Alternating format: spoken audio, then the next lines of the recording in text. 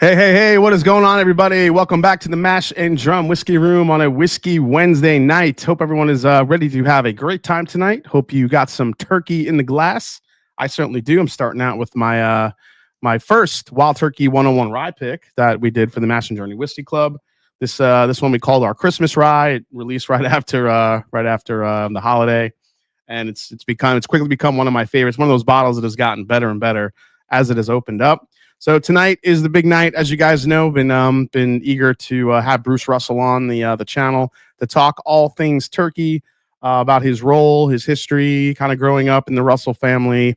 We'll get into a little bit of that, but really kind of diving into his love for rye whiskey, where he sees the evolution of that going within Wild Turkey and beyond, and also some of the other projects that could be going on. So we will dive into all of that.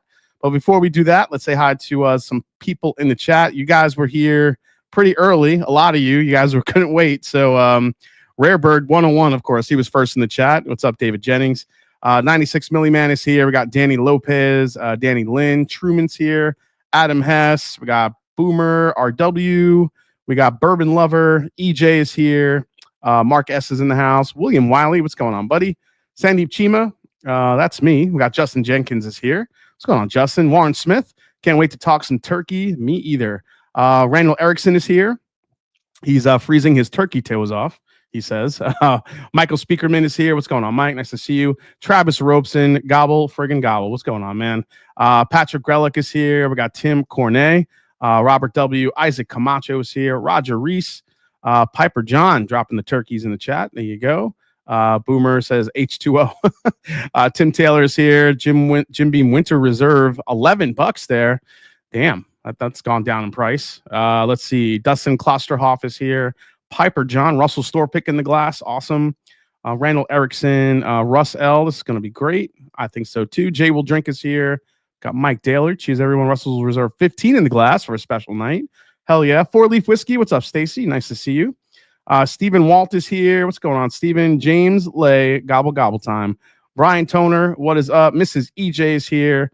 Hope the fur babies are doing good. Robert Lee is here. It's January. Water. Josh Fritz is here. Adam Hinson.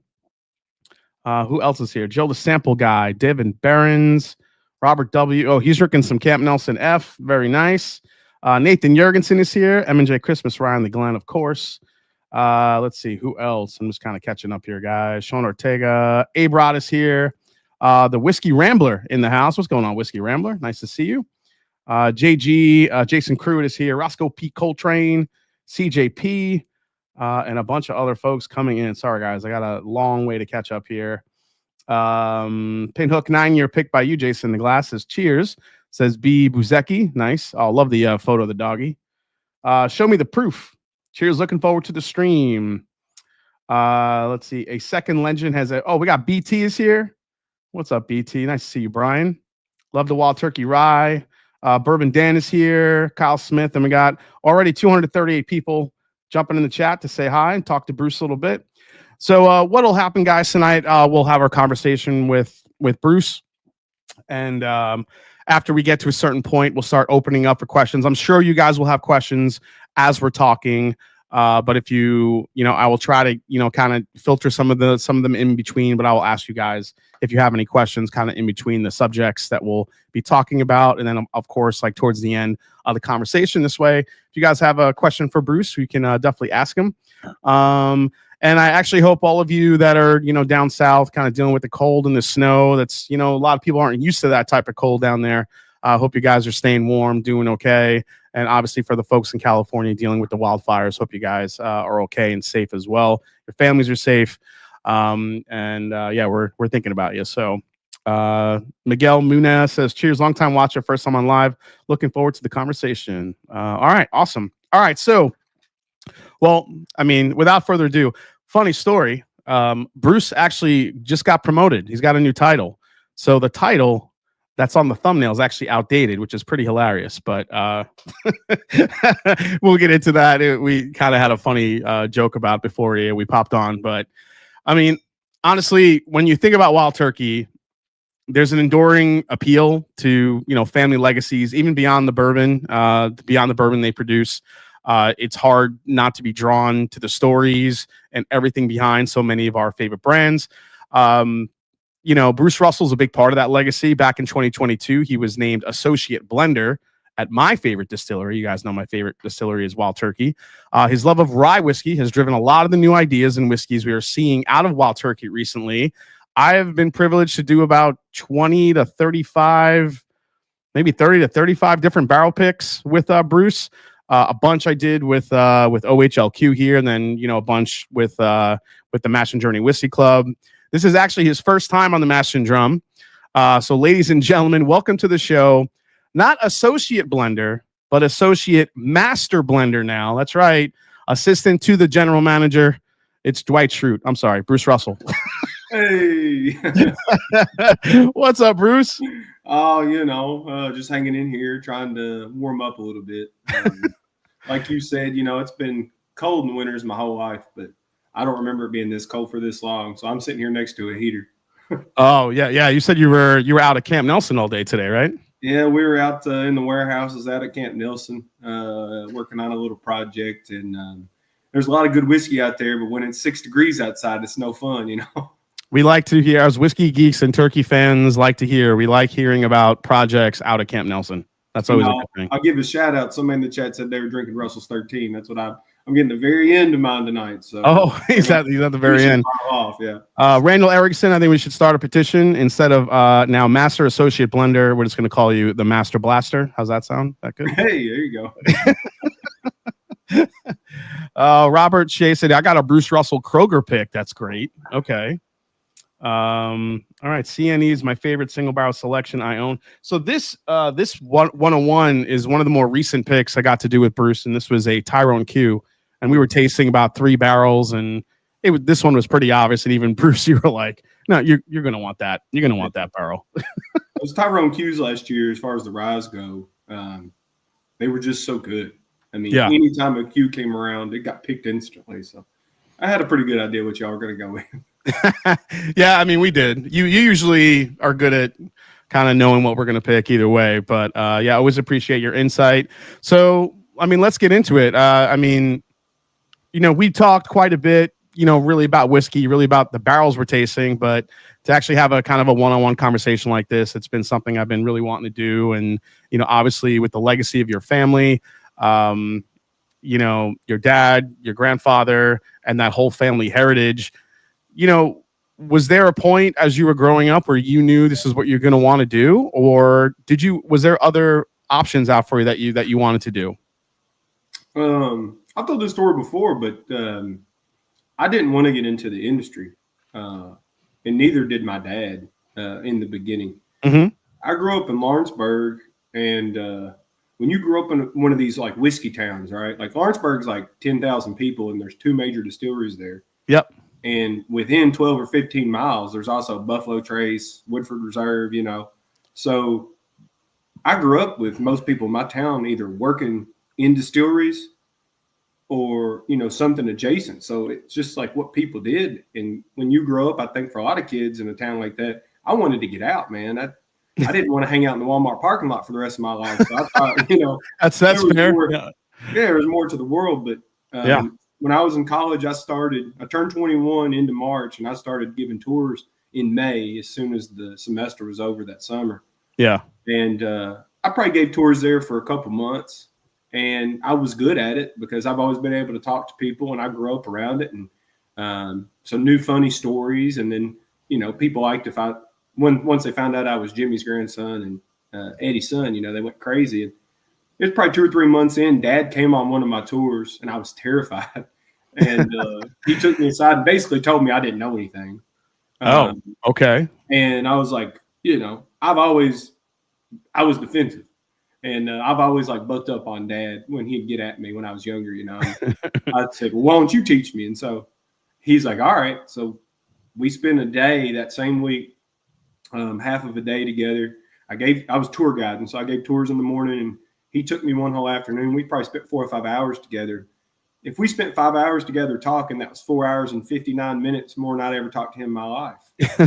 Wow. He doesn't speak at home. I mean, yeah. You've met Dad, and I know there's some folks in the chat that have come on barrel picks or have met Dad, and Dad's just kind of a quiet, reserved guy compared to me or Jimmy, especially compared to Jimmy.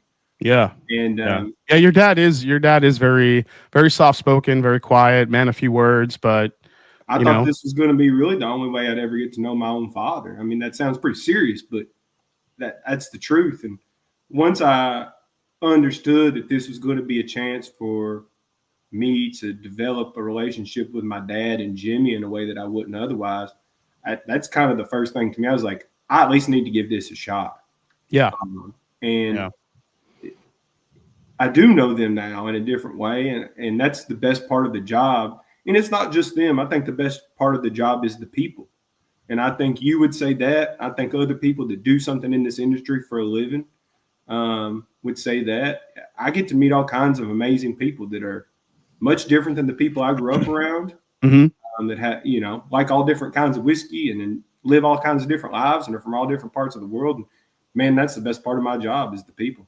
Yeah, nothing brings people together, I think, than a nice glass of whiskey. And it's, not that as long as you're, with good people and you're sharing and you're kind of sharing stories. I mean, you get to know someone so quickly over a glass. I think it's my favorite part as well.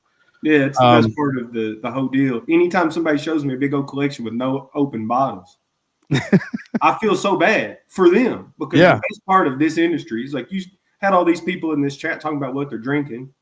Right, they're in this community with other people that care about the same stuff they do. That's the best part about all this is hanging out with people you enjoy and drinking this good stuff.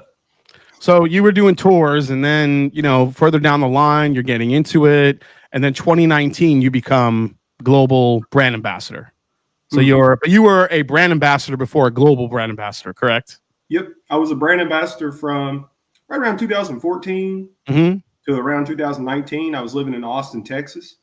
I didn't even know what a brand ambassador was, and I figured pretty quick, like this is a really cool gig. Yeah, represents what my family does for a living, and eat good food and drink good drinks and hang out with cool people and visit places I'd never get to visit, as a normal Orangeburg kid.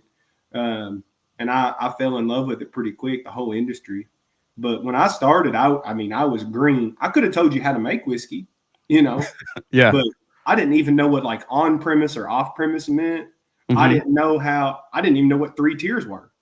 And so it was a shock to me in a good way. And you grow up pretty quick when you're on the road. And I had to, because I wasn't going to let Jimmy or Dad down because, I'm scared to death of them. So I got to ask you though, heard some great stories of like in the 80s when bourbon wasn't at its peak. Your dad, I think it was your dad, Booker No, was it also Elmer T. Lee possibly kind of hitting the road?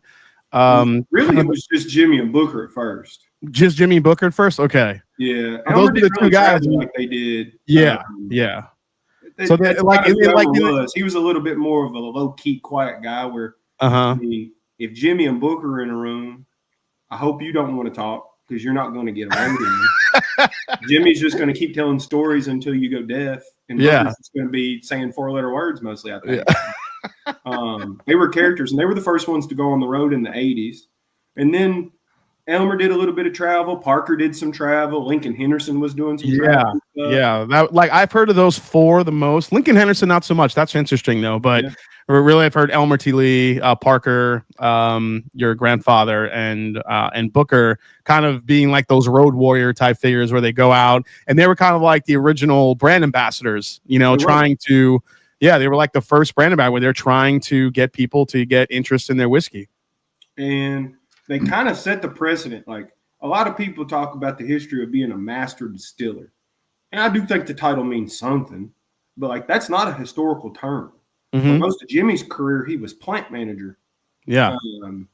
And then because of him and Booker and Parker and them, they did kind of set this precedent where the master distiller was not only the person that was making the whiskey, but they were the face of the brand. And it's not just now a whiskey thing. Almost every spirits category, there'll be a face of a brand that is attached to the making it somehow. And they were some of the first people that ever did that. Just a quick shout out. We got another legend in the house, Nancy Fraley. Cheers, cheers, Bruce. Looking forward to your phenomenal career ahead of you as a blender. There you go. I appreciate that. Yeah, Nancy's awesome. JD Fritches, this is pretty cool birthday finale here. Two of my favorite people talk turkey. Happy birthday, JD. Nice to see you, man. As far as like a face of a brand, I mean, kind of I don't know what your feelings are about that. I just feel like, you are who you are and you're just going to be yourself. And if you do at some point become, the next face of the brand, Jimmy will always be the face of the brand. And I think your dad will too. But as I like to tell him that Jimmy's the heart. Jimmy's the heart. Dad's the head and I'm the face. That's pretty good. I like it. But, but that's what I said. Jimmy really is everything. Yeah, but like all three of you collectively now are kind of the face of Wild Turkey. The face is, like you said, heart, soul, face, whatever you want to call it. But did you think it would get to this point after becoming global brand ambassador? It just has kind of evolved, and I really think ever since being acquired by Campari, they really kind of leaned on the whole family aspect. And were you kind of comfortable with that at first? Yeah, because I kind of grew up with it. Yeah.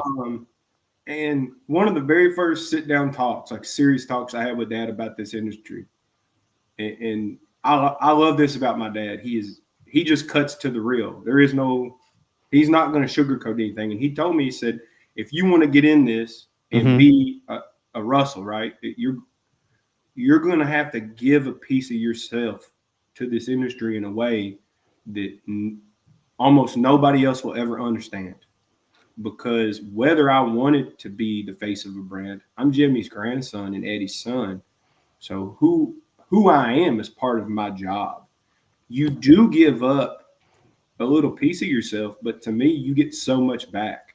There's so much love and respect and joy for the stuff that we do. And man, that means the world to me that, just a family of just old country people, really, from Orangeburg, do something and people care about it. It's the best feeling in the world. And I wouldn't trade it for anything now, but I kind of knew going in that was going to be part of it. And, there's worse things to give up.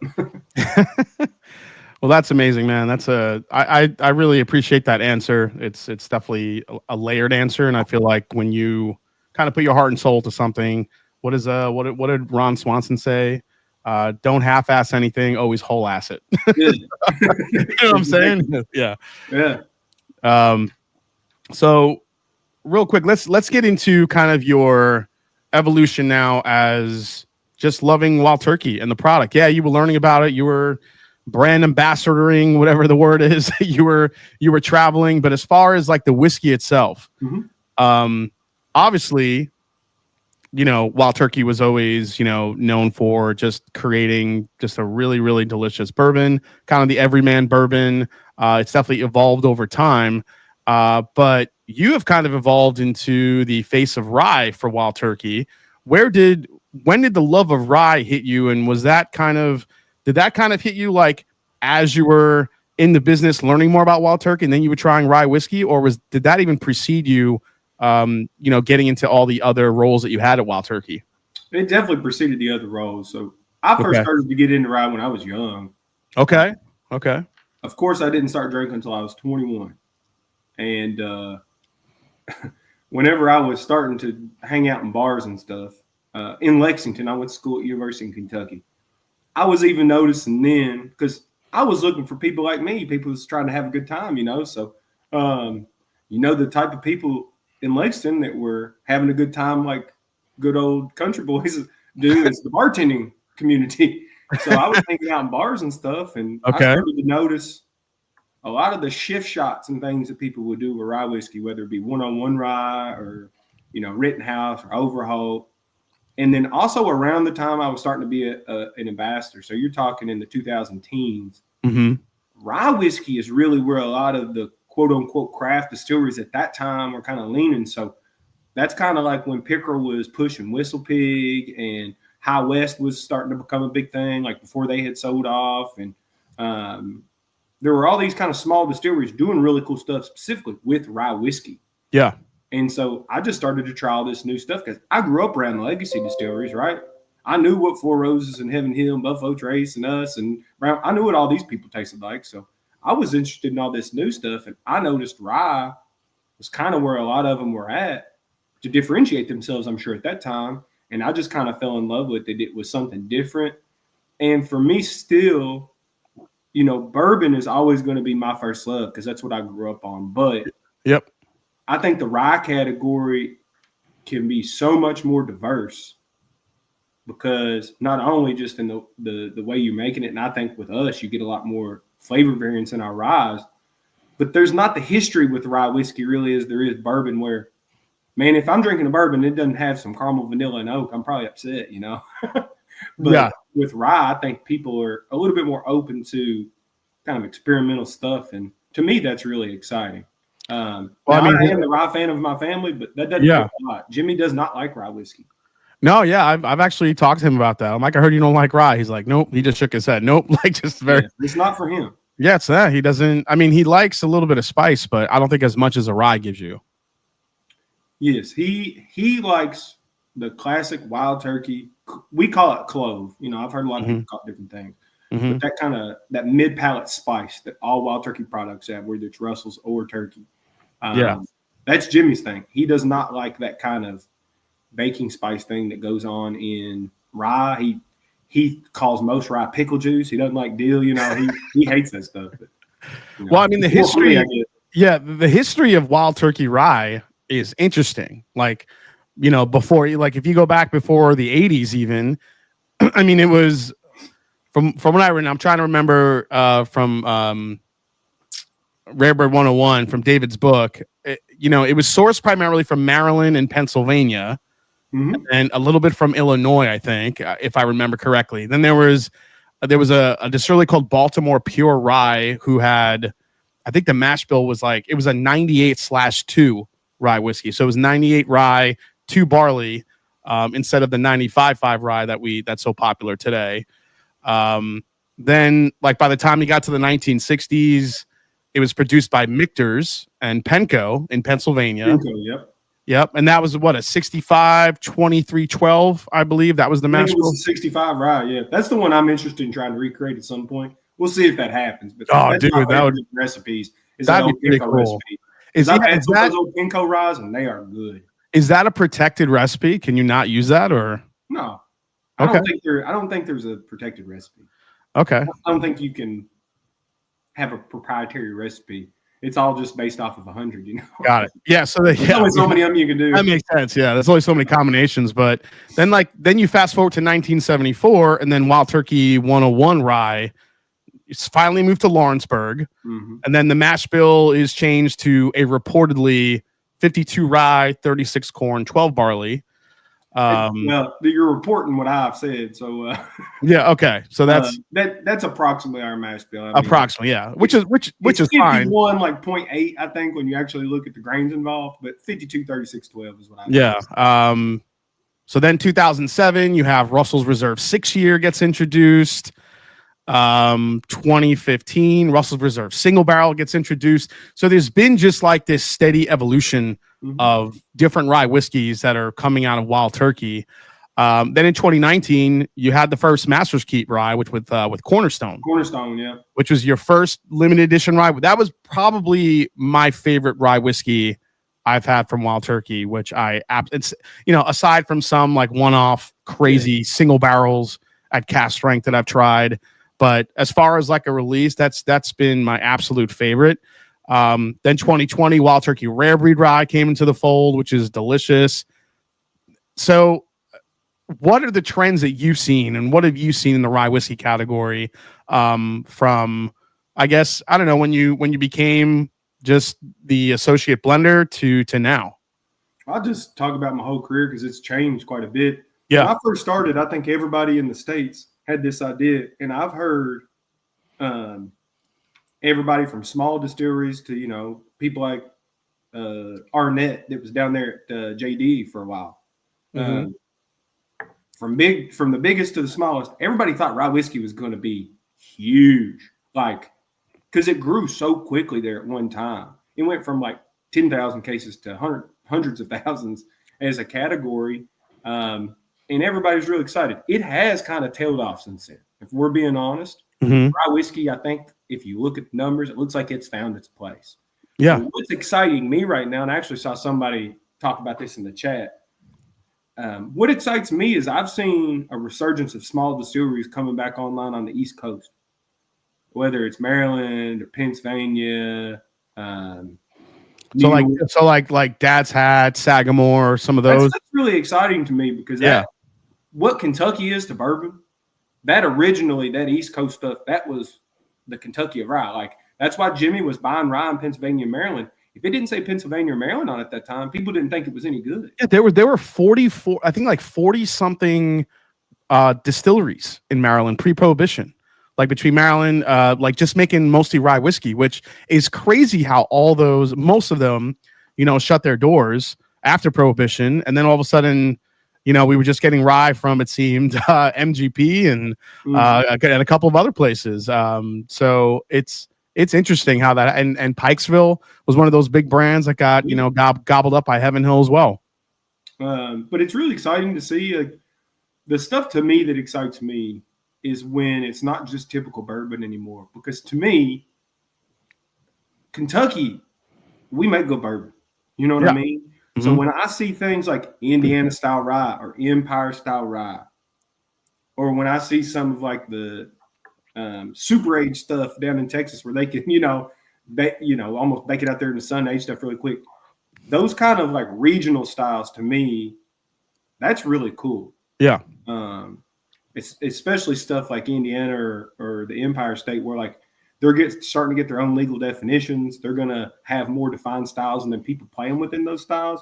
Mm-hmm. And I just think it's really exciting because we're such a big country and we have such a diverse climate throughout the country that like when people are doing things that they can kind of only pull off in their region, I think that's really exciting to me. Yeah. I mean, climate, soil, grain, all this just, becomes just a different DNA for a different flavor profile for rye whiskey. And I think you're right. I think people give rye whiskey a little bit of I think folks that just say, I don't like rye because I don't like dill, I don't like pickle. They just haven't had enough ryes because the flavor profiles are so different. Absolutely.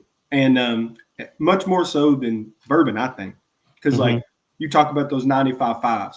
That's a pickle bomb. It's dill, it's mint, it's grassy. I love it. But you might not like it. Now, if you drop down all the way to somebody like us, that's a Kentucky style rye, us, Heaven Hill, Jim Beam, people like that, you're not really going to pick up as much mint dill. It's going to be a lot more, baking spices. There's still going to be some of that vanilla and oak in there. So it's almost like a boo rye, almost the way we make our rye. So I agree with you. If somebody's like, I don't like rye, they might not. They might be like Jimmy, who's had everything. If you're a bourbon fan, I bet I can blind a lot of people on a Kentucky style rye and a really high rye bourbon. They wouldn't be able to tell me which is which. Yeah. I just want to get a quick shout out here. Gifted 10 Mash and Drum memberships from Top Jimmy. Top Jimmy's always giving gifts. Thank you so much, Top Jimmy. You're amazing. Top Jimmy's got a good name. Yes, he does. JG Matchstrom, can Bruce wish Emily EMC a happy birthday? Yeah, happy birthday, Emily. There you go. Yeah, Emily has been she's been part of the whiskey community for so long. Oh. She's an amazing person. So, and I think what I remember, she's a Wild Turkey fan. So, all right. Ryes that are root beer, cinnamon, cherry cola, and creamy vanilla are my jam. I think that's what I gear towards, and I think for like your flavor profile, this is the interesting thing though about the Wild Turkey Ryes, because as we've seen this evolution of the rye whiskeys, I feel like your flavor profiles, and you were saying that, just like the bourbon, I mean, you got one mash bill for bourbon, you get all these different flavor profiles from all over the different rick houses and the locations. Do you feel like you're getting that much spread from the rye whiskey mash bill as well? I mean, I think so. You can already see it with some of the products. So I did not have, obviously the 6 year, that's a long time ago. I didn't have any hand in the 6 year rye. I didn't have any hand in the single barrel rye. So I love both those Russell's products, but those are Dad's rye whiskey. The first rye whiskey that I was involved, like hands-on involved with the blending, was Rare Breed rye. That's still really early in my career. Yep. So I was not the lead blender on it like I would be for something like the 15 or the stuff that's come out in the last year or two. But you can see even with the rare breed rye, that's a little bit more of what I would be looking for as opposed to even the 6 or the single barrel, which is more of my dad's flavor profile. I'm actually gonna pour. I'm actually gonna pour a little bit of the rare breed rye. It's been a while since I've had it. Rare breed rye to me is a citrus bomb. Yeah, it's. I mean, you get your vanilla caramels, you get your spice, but man, the orange lemon flavors that are in that to me are. And I love those fruit notes in our rye whiskey, and it doesn't happen in all of them. It usually does take a little bit longer in that barrel. Which rare breed rye, you know, it's got 4, 6, and 8-year-old rye whiskey blended in there, and I really think that 8 adds that kind of fruit note in there.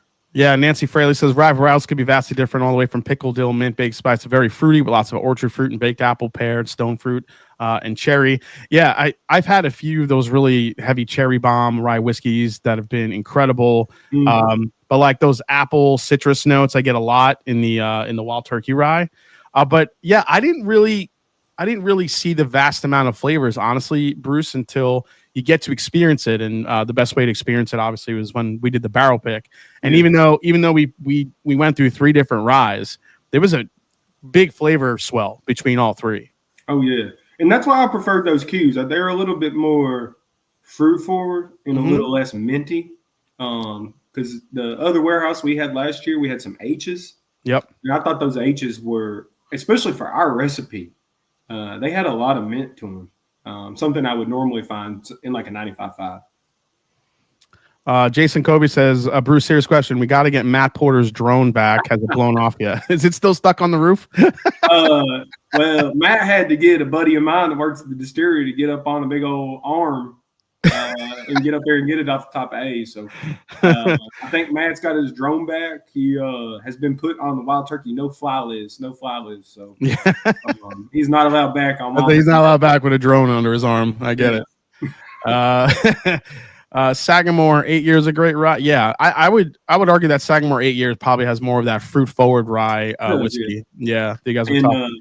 I think, like, you know, as I continue to blend more and more whiskey, and you'll see some stuff that's a little bit more my style of rye, like exactly. And you know, I'm not going to be putting out as much rye as I am bourbon, because that, you know, bourbon is king. But you will start to definitely see some more rye whiskeys and some really cool stuff we've gotten to work. So you talked about your first project, you know, kind of early on as blending goes, being the Wild Turkey Rare Breed. Tell me about Cornerstone. So Cornerstone, that happened before your kind of hand in it? It did. So I wasn't involved in the blending, but I'm the reason the product exists, kind of. Okay, so yeah, so I knew there was a story with you in Cornerstone, because I remember way back when we were doing a pick, you know, a bunch of years ago, and you had, I think you had pulled a barrel out, or maybe it was one of the barrels that was going to Cornerstone. I forgot exactly what it was, but you poured us a cast strength version of your rye, which I had never had at the time, and I was like, this is ridiculously good. And that Cornerstone, I wish I had another bottle. Mine is all gone. That and Unforgiven is all gone. I drank the Cornerstone and that Burai blend. Did you what about the Burai blend? Was that kind of your, I know that was kind of a callback to the Forgiven, and then it became Unforgotten with the Master's Keep. Yep. So did you kind of have a hand in that one too? Yeah, I was involved in that actually with the blending team, but the Cornerstone is probably the second coolest thing that I've got to do, because I was so early in my career, and it happened based off of my and Dad's relationship. So the very first thing Jimmy ever did to Dad was he stuck him in the lab. He told him, you don't get to taste any aged whiskey until you can tell me what all these white dogs are. Well, Dad didn't do that to me, because Dad's always, he doesn't care about the white dog like Jimmy does. Dad cares about maturation. He's a warehouse guy. Yeah. That's where he did his union work, was in the warehouse. Mm-hmm. When I was growing up, he was the warehouse supervisor and then the maturation manager. So he was all about the barrels. So his thing was, we would hang out in the same warehouse you pick barrels in A, and he would bring barrels in there. We'd taste them side by side, right? And we'd compare notes, and we were just really trying to figure each other out, how we taste it. And he rolled some rye barrels in there one day, about 4 or 5 of them. At that time, they were about 6 or 7 years old. And those rye barrels sit in there. And it kind of became mine and his thing. I didn't even have to be at work. I'd be home for Easter or, Thanksgiving. And Dad would make it a point to say, let's go to the distillery just so we could go in that warehouse and try those ryes together. Yeah. And those actually became the lot of barrels that was the old part of Cornerstone. And then when you got to try them, they probably were all the way up to 13 or 14 years old. But yeah, pretty much that's what, yeah. Barrels, they're no longer there. They were really good. Yeah. But me and Dad, I mean, that's kind of how we forged our bond, was in Warehouse A. And then he made a product based off of those barrels that me and him kind of fell in love with. And that was Cornerstone. So even though I wasn't involved in the blending, I was still brand ambassadoring at the time. Yeah. It meant a lot to me because this is kind of, and Dad didn't really want to talk about it too much because Dad's kind of private, but it was kind of everybody's sneak peek into mine and Dad's relationship, as far as the whiskey's concerned. Yeah, for sure. And I feel like that was part of the storytelling of the bottle as well, which was kind of cool. Obviously, then you guys did Generations, which was a really interesting project, I think. Obviously, being a bourbon, but kind of selecting the different types of whiskeys. When I talked to you about that, you had said that came up in a conversation, I think, with Campari or you guys, and basically, what was kind of the genesis of Generations and blending? Because you've also said that, look, when you have good barrels to blend, it's not that hard to blend. Like most of the stuff, most of the time is going to come out pretty good if you have really good barrels to work with. So when you're kind of creating Generations and you have 3 different sort of flavor profiles between Jimmy, your dad, and you, how did that exactly come together? Yeah, let me tell you, people like Nancy are awesome. Yeah. People like me, I got Jimmy whiskey sitting back here. If I mess up, it's still going to be really good. So I've got the benefit of having 850,000 barrels of Jimmy juice. So the Generations thing came about. I mean, Campari had made the decision, they wanted me to be a maker of whiskey. And so the thing to do would be for me to make a product with my father. And we were in the lab and we had talked. And this ain't going to be a surprise to anybody that likes Wild Turkey has ever heard anything about it. Jimmy and Dad don't like the same type of whiskey, and so they really don't work on projects together. It's always been there's Jimmy whiskey and there's Eddie whiskey and no in between. Okay.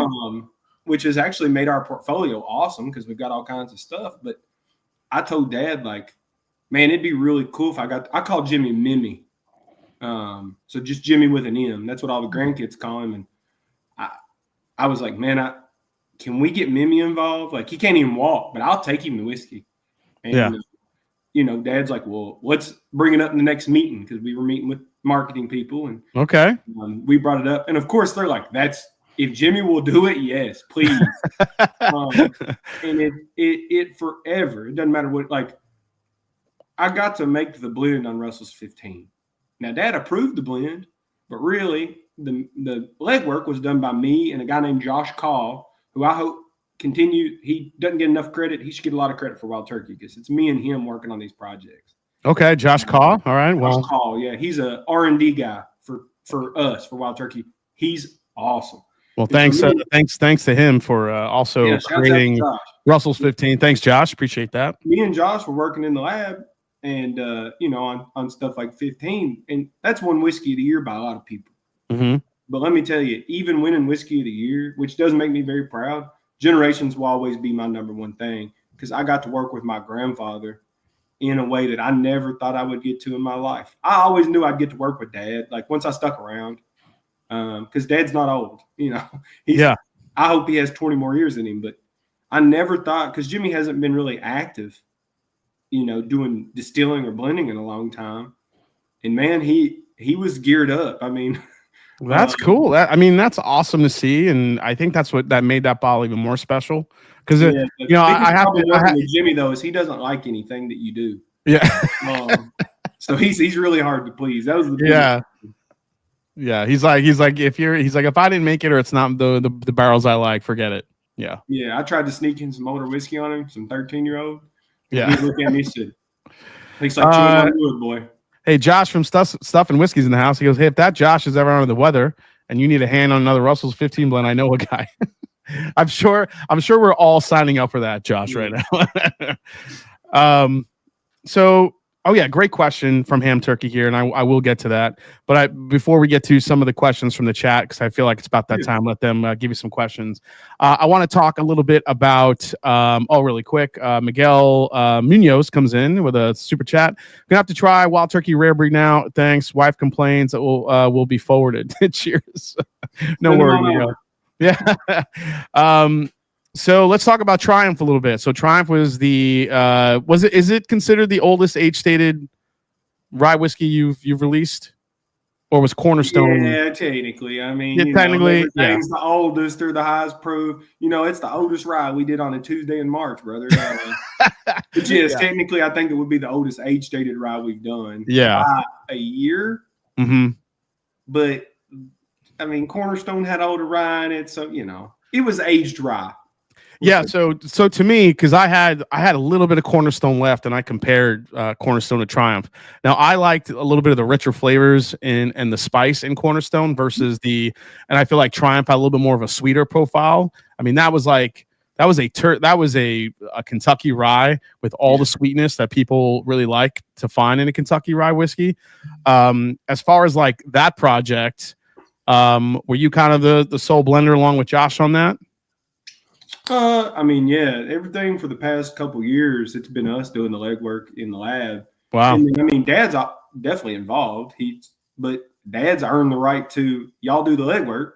Yeah. I'll come in and give either my stamp of approval or, sometimes he puts us back to work and y'all need to figure this out. This wasn't what I'm looking for. I'm looking for this or this or this, For sure. But as far as, getting the samples and doing the pre-blends and setting stuff up, yeah, it's me and Josh. As far as from a rye whiskey standpoint, you mentioned some other projects that you're working on.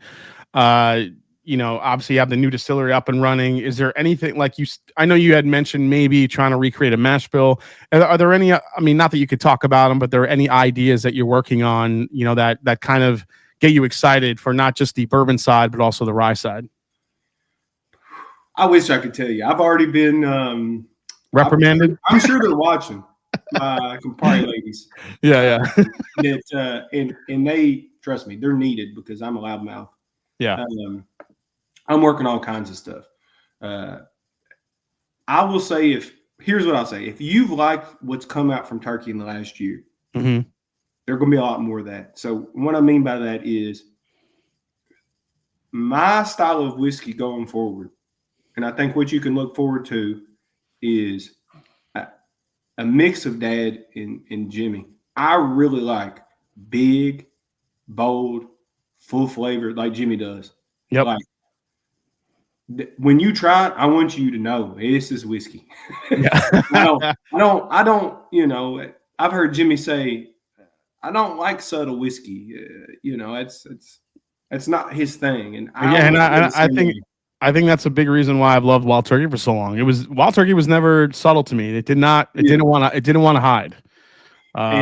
You're going to see more of that. You're going to see some age statements. You're going to see some high proof.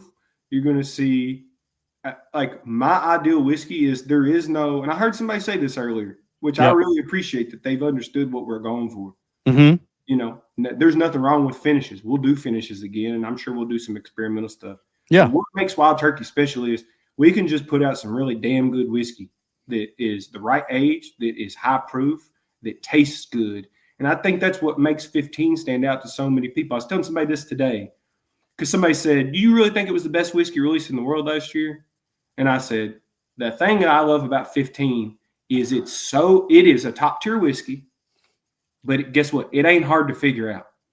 You drink 15, you get it right away. It knocks you over the head with the flavor. Dude, and 15 that's whiskey, man. I don't want you to have to sit and think if it's good. I want you to know right away. Dude, when I did my top whiskey of the year video and I got to number 1, which ended up, I'll say that George T. Stagg of 2024 from Buffalo Trace and Russell's 15. Man, Us and Stag, I was telling somebody at Sazerac this other day. I was like, we can't get away from each other. Yeah. and Russell's 15. Those two releases this year were so, but Russell's 15.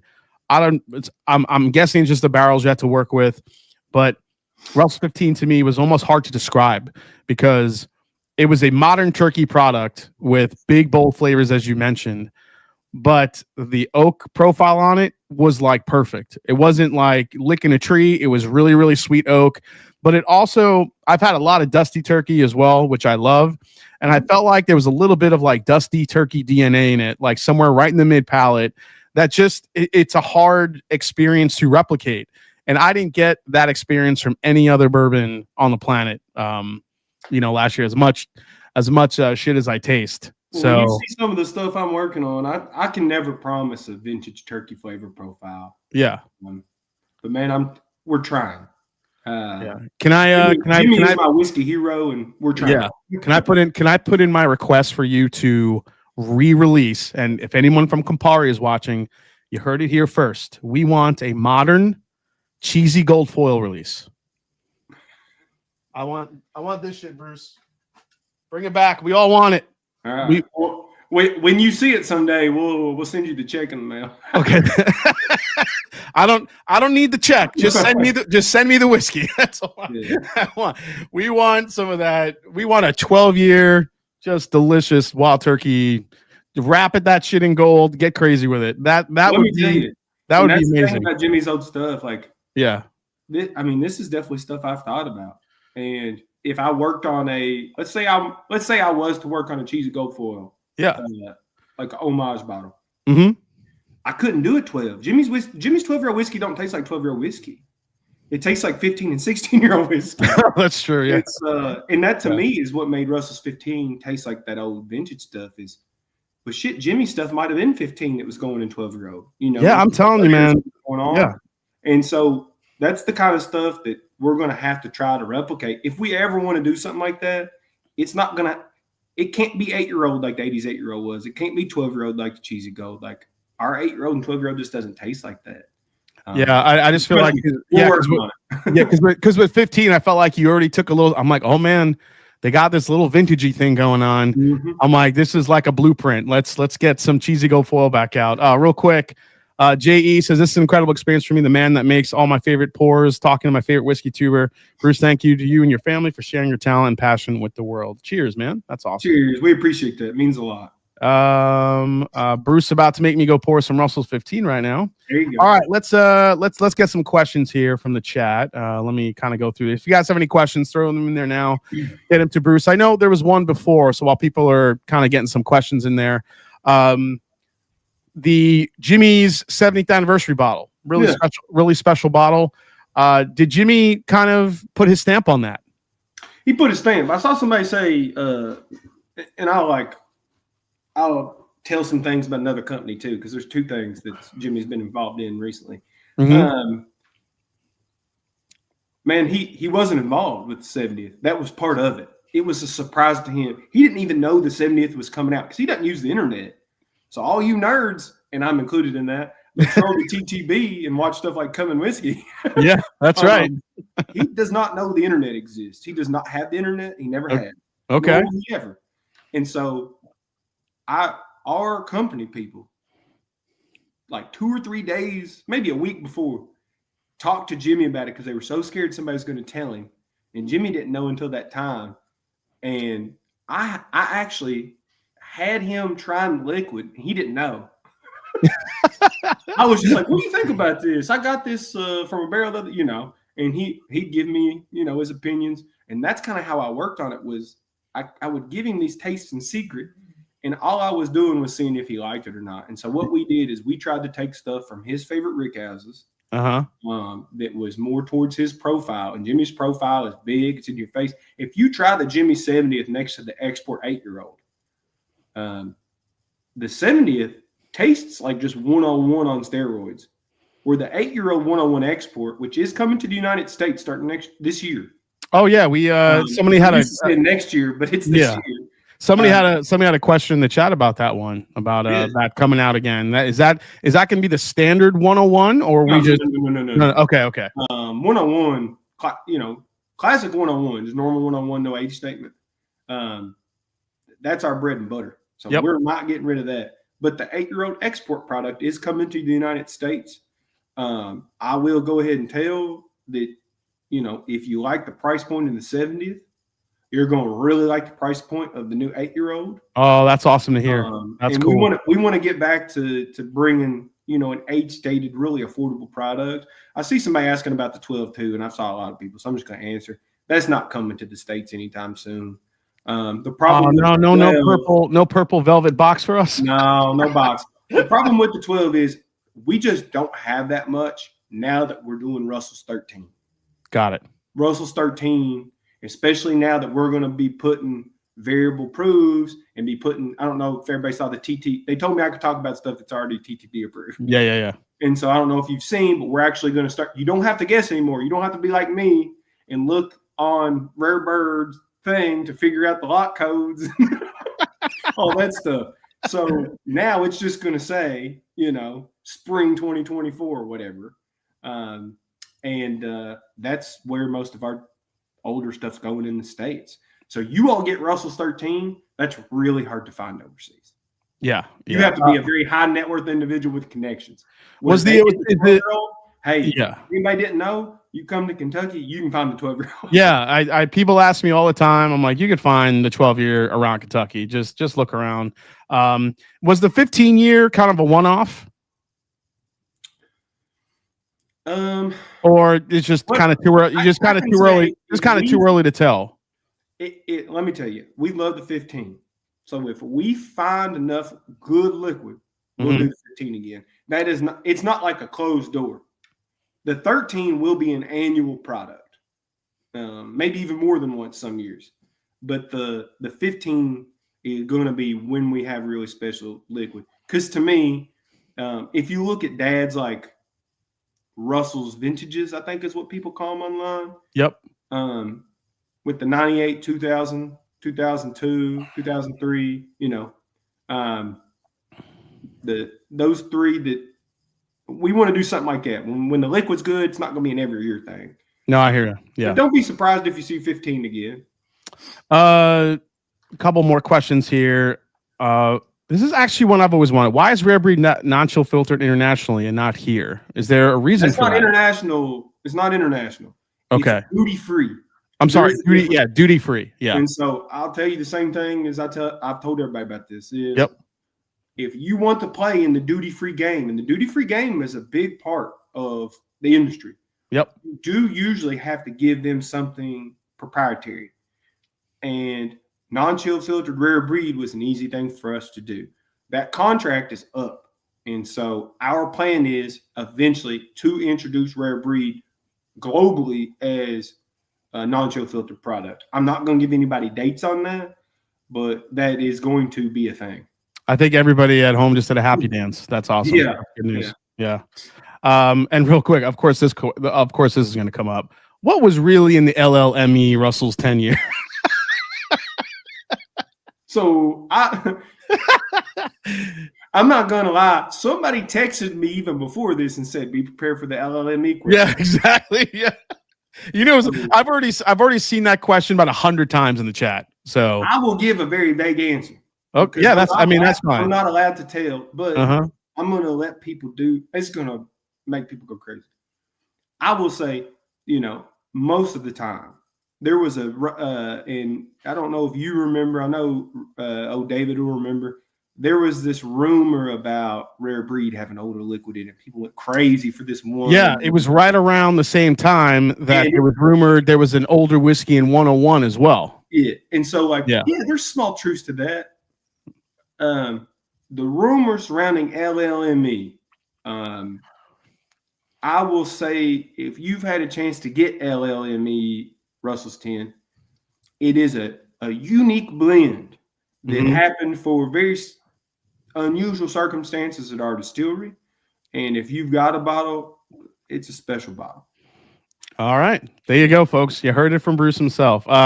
Quinn King, Bruce's accent alone could mature barrels with some good bedtime stories. No wonder Jason's had Wild Turkey product as the #1 bourbon of 2023. Hey man, I can't help it. You had CNF last year as my #1, and Russell's 15 is my #1. They just keep coming out with hitters. All right, real quick here. I do have another special guest that's going to be coming on real quick, kind of as a little surprise. And of course, it's none other than the man, the myth himself, Mr. David Rare. You know, we couldn't have Bruce on for the little David Jennings to come on, right? Well, David. What's up? What is going on, David? Can y'all hear me okay? I had some trouble with my mic, so I had to just use my earbuds. So hopefully you can hear me okay. Oh, no, we can. Yeah, we can hear you. We can hear you just fine. Good deal. Well, so I think I've caught most of the stream here. Mm-hmm. So if this has been asked, just cruise on past. But have we talked about Beacon yet? You said you could talk about TTB stuff. That was actually going to be one of my next questions, because we did see Masters Keep Beacon on the TTB. Is there anything you could tell us about that, Bruce? That's the 2025 Masters Keep release. Yeah, I will. Right before I'm going to answer Whiskey Uncensored here, Russell's 10's not going to taste like LLME going forward. Okay. It was a very special blend, but Beacon. Beacon is going to be one of these like kind of cornerstone moments in my career, and it's really special to me. So Beacon is going to be the last, and we publicly said this, me and Dad and the company. It's going to be the last of the Masters Keep series for now, and I'm really excited that for the last Masters Keep, it's going to have my name on it and Dad's name on it. We're going to be working in tandem. Wow. Not only working behind the scenes like we have on like 15 and stuff like that, but working on something where I get to be put at the forefront, and we're kind of partners in it. The thing that really is special to me, it's going to have like part of the component will be some younger whiskey, actually, that is the only whiskey that I will probably in my whole career ever make from scratch. So wow. It's one of these things that, there are a lot of master distillers in the world, but man, there's nobody making whiskey like Jimmy anymore unless you're a little small place. What I mean by that is Jimmy used to do everything from the grain intake to looking over the fermentations to looking over the distillation to doing the yeast by himself and wouldn't let anybody touch the yeast to making sure the barrels got filled up right. That's what he did. And in January of 2014, I believe, I made whiskey like that with Jimmy. And I did everything from check the quality of the grain to ran the cooks on the computer screens to watch over the fermentation, ran the stills on the computers. Jimmy made me do the yeast process by hand. We don't do the yeast process like Jimmy does anymore. And we did it the old school way for a whole week's run. And it'll be the only time in my career I ever do that, because that's not how we make whiskey. Whiskey, it's automated. We don't do things in that kind of slow style that Jimmy did. And I got to make whiskey really by hand at the distillery, and that's going to be blended into Beacon. So wow, to me, it's extremely special. And so that's going to be blended with some Camp Nelson liquid that Dad is in love with, that's right around 16 years old, that's got that kind of Russell's 13, Russell's 15, that strong, big, bold Camp Nelson flavor. And man, it's really special for me. And then going forward after Masters Keep, I'm going to get the chance. Dad has decided my time has come, and I'm going to get the chance to kind of take over the limited edition series. It'll probably be my series solely for a little while after that. You'll learn more when the time comes and we can talk about it. But Beacon is something that's going to mean a lot to me. That's amazing, man. Real quick, Tim Evans says, will Kentucky Spirit will Kentucky still be around with the release of private selections for 101? Kentucky Spirit will not, unless you do not live in the United States. So right now, the bourbon for the United States on the private barrel side is going to be Russell's. The rye is going to be, sorry, my big old dog's back behind me. The rye is going to be the 101 stuff. And then Kentucky Spirit will only be available as a private pick in the United States at the Visitor Center. And so Yeah, Hey, that's what I was told when I was there by the gift shop. and I will also drop yeah. some hint, which they might be mad at me if I do. But hey, come to the visitor center this year. There's going to be some cool stuff. And then for Kentucky Spirit, we're actually doing that overseas because many of our biggest markets overseas, they are taxed on proof. And so Spirit just makes more sense than 110 proof.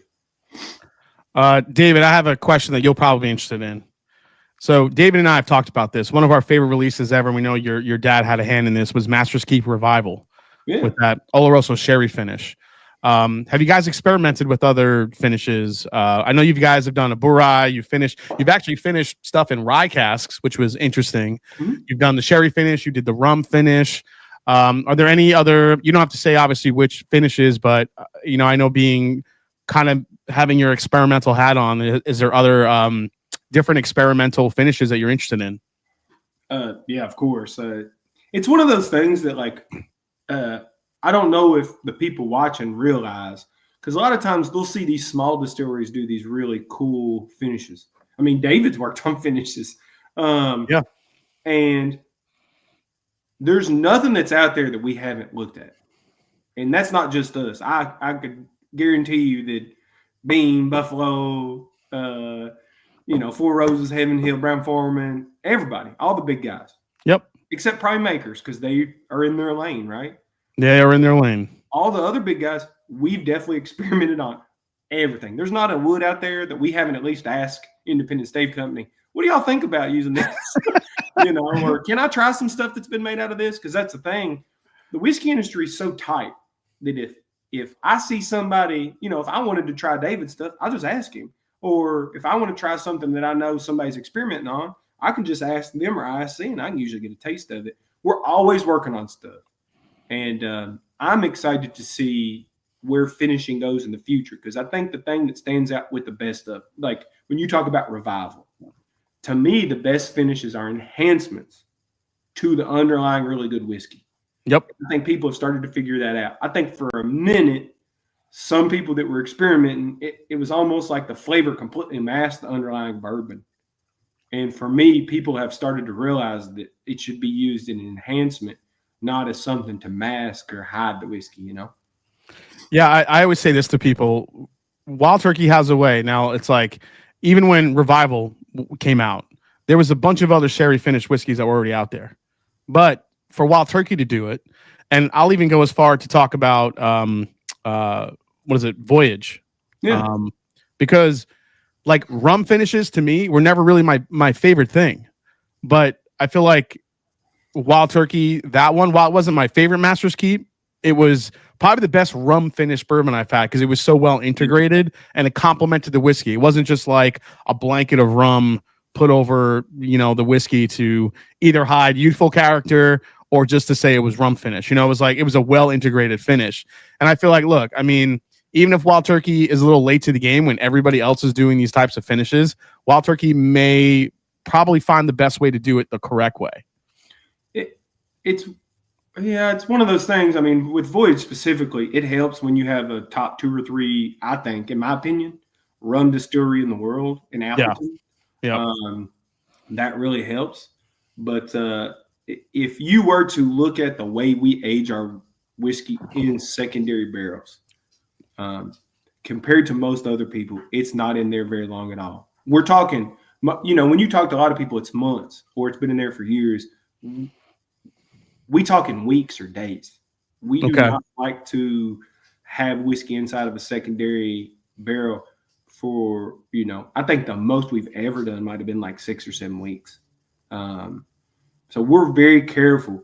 Yep. Because we understand for Wild Turkey consumers, every brand is different, right? Somebody that has secondary maturation is a key component of their brand. This would be very different. But for us, we know that turkey fans, they want turkey or they want Russells. Yep. And that always has to be the base or foundation of what we're working on.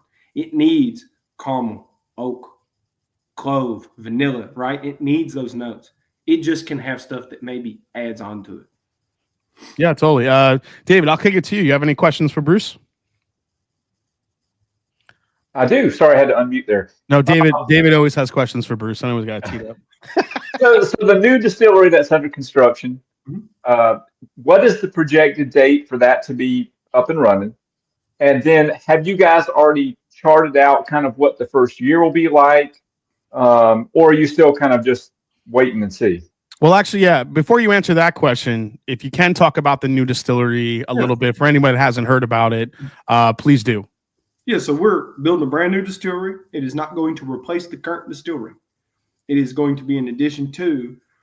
It's going to be about a half size version of our current distillery, so it'll be able to do about 5 million proof gallons a year. David probably knows as well as I do. There's a thing called normal time, and then there's bourbon country time. So I've heard about that time frame. Yeah, mainly from you, Bruce. Yeah, things happen, slow, kind of like how I talk, slow.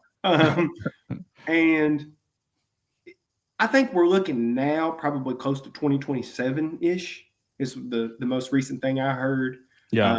We do not have the first year's distilling budget ready. But let me tell you, David, I've already been asking and pleading different recipes, like 65% rise and maybe. Yeah, David. I don't know if you heard about that earlier. We were discussing some of the that old mash bill. He knows. Yeah, I know he knows about it. I'm just saying. Maybe entry proofs or distillation proofs. It just gives us the opportunity for the first time in the history of Wild Turkey. Gives us the opportunity to do experimental stuff and not screw with the main distillery operation. Mm-hmm. So we're going to try some things. We have some new people, and this is what I'm really excited about. We've got some new people in our company in Campari that specifically are experts at distillery building. They helped build out, and I don't want to say because you might be able to figure out who it is and stuff, but that have built other distilleries with other companies in Kentucky when they were working for them, that are going to be, key to getting the best out of our new place. And it's one of those things I'm really excited not only to get my hands dirty on the whiskey making there, but to learn from some of these people who have engineered distilleries from the ground up, because that's something I've never been involved in. And I think it's just going to take my knowledge to the next level when we build this new distillery. Yeah, it's only going to make you a better distiller and a better blender. Absolutely. Really. Yeah. Approximately how many barrels is 5 million proof gallons? That's a good question. You're going to make me do math? I'm not making you do anything. I'm this guy, Tango Sierra. He wants to know. Hold on. I'll do the math for you. Hold on. Golly. Yeah. I will say I am really looking forward to it. And I think that it's a great opportunity to try new things. And I think that's what people are kind of wanting from the new distillery. Like they're not going to want the same old stuff. They're going to want some crazy different things going on. You're probably looking at approximately 50 to 70,000 barrels a year based on how fast you're running it. Because 5 million proof, when you hear somebody open up a 15 million proof gallon still, you're probably not running it full 15. Right, that's 24/7. Yeah, that's 24/7 all year long. And people, we just in Kentucky don't run our stills like that for a lot of reasons. But yeah, we'll probably get, Lord, at least a couple of rick houses a year out of it. It's a big addition to our distillery operation. And if you've been to Wild Turkey, we've been adding a lot. We've got additions to. We've got a brand new single barrel bottling line where we're able to do single barrels in a way we haven't before. We've moved our even something as simple as we moved all our tank room operation up on the hill close to the bottling plant. So now our processes are quicker than they've ever been. There's a lot of great additions going on right now at Wild Turkey. Jacob Poors says hello. What's up? I'm going to say hi. Let's see here. I thought I caught another question here. Really quick, as far as the experimental distillery, I think you've seen a lot of that in some other. I had a chance to work at Sagamore for a little bit and kind of create and see how they do something within their own smaller distillery, basically a copper pot still, as far as experimentals and trying to figure out if some of those mash bills that they're working on are viable, different, using malted grains versus non-malted, different mash bills and what have you. So it'll be interesting to see what you come up with in there. It's probably going to be a really exciting time for not only for you but for Wild Turkey in general. Yeah, I mean, I don't think there's going to be a better time in history than the next 5 or 10 years. If from what I know is coming, if you're a Wild Turkey fan, and hopefully it keeps rolling forever. But we've just got so many cool things coming that if you're a Wild Turkey fan and you like what's been happening, it's just going to keep getting better. What's the most exciting warehouse that's aging barrels right now, so we can look for those picks? Because I hate to tell old Tom that the most exciting warehouse barrels, I don't let those get through the picks, brother. I'm keeping those for me. Yeah, those are making it into the next limited edition releases now that Bruce is now assistant to the master blender of associates. Damn right, you better believe it. But as far as the barrel picks, hey, let me tell you, it's wrapping around to the old school. So if you're an old turkey head and you were in those picks early, you might remember some Warehouse G, some Warehouse B, Warehouse D, K. Man, there's a lot of good Tyrone whiskey in these barrel picks this year. I just tried a bunch of them this week. And man, I had a Warehouse B barrel. It really reminded me of some stuff that was picked, 2015, 16, 17, those old Tyrone barrels. And yes, that's right. For private picks, like obviously Camp Nelson's got a lot of good liquid. Most Camp Nelson really good liquid. A lot of it's older. Yeah. And so with these picks that are coming in 8, 9, 10 years old, I think you should be looking this year. The best whiskey is going to be coming from Tyrone. Well, that's good to know. There you go, guys. We have 540 people watching right now. Guys, thank you so much for hanging out and chilling with Bruce and myself and David. If you have not yet, please hit the like button below. It really helps. And if you have not subscribed yet, please do. Definitely trying to hit that 100,000 subscriber milestone. So thank you for everyone tuning in tonight. Very special night. So, all right. So answered that question. Somebody had a good question about actually, here we go. From Ben Singer. This is an interesting question. What's the best and worst things about working with family as a third generation? I think for me, it's different than a lot of people because I get along so well with my dad and Jimmy. The best part is the fact that I've just got to build a relationship with my dad and my grandfather. I think at one time it could have been, if any of us died, none of the other two would have known each other. You know what I mean? And now me and Dad we're best buddies. We're close. I don't really have a better friend in the world than my dad. And that's really special to me. I think the worst part is this isn't hard for me because I guess I've just dealt with it a lot, but it's probably the expectations put on you. When you're somebody like me, or I have a lot of love and respect for Freddie over Beam. When you're Jim Beam's, what would he be? Great grandson or something? Man, that's a lot of pressure, and it's hard sometimes when you put out something in. Because, my granddad is a legend. He's a Mount Rushmore in bourbon. He's up there with Jim Beam, For sure. And sometimes it's tough because I put a lot of pressure on myself because of that. But at the end of the day, it's what is the saying? Pressure makes diamonds. I think it's just made me better at my job, to be honest. Because when it comes to Dad and Jimmy, they don't put pressure on me. They only show me love and support. No, that's awesome. David, any other follow-up questions for Bruce? No, I've really enjoyed the stream. But I think what's interesting, you touched on, the pressure from the generations before.